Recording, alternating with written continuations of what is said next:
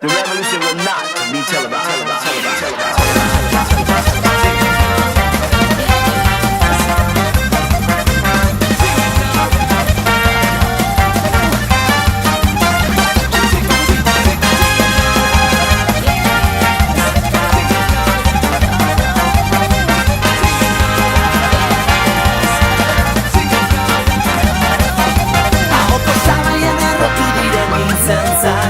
Pentsamenduak eta begirada Urte luzetan oiukatutako Euskal presoak Euskal Herrirada Ez dago harririk, mugia zintanik Ez da Euskal Herririk Adurik, jendea babarik Gazela bandera Gaur egun, ematen diren zenbait urraketeten aurka lan egitera garamatza.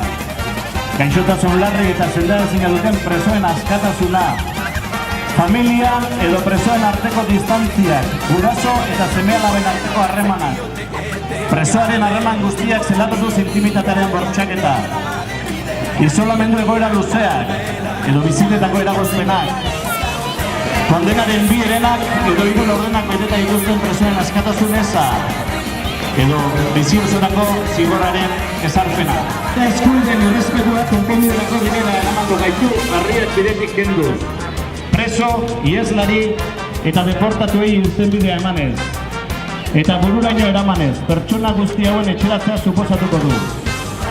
Konponbide eredua garatu beharko du, bide batekin. Eta horretan lagunduko duen pauso bat dispertsorekin amaitzea izango da. Bide honen garapena beste batzuen dagokie, zareri, prozesu horren jarraipena eta bedorren aldarrikapena egitea dagokizu.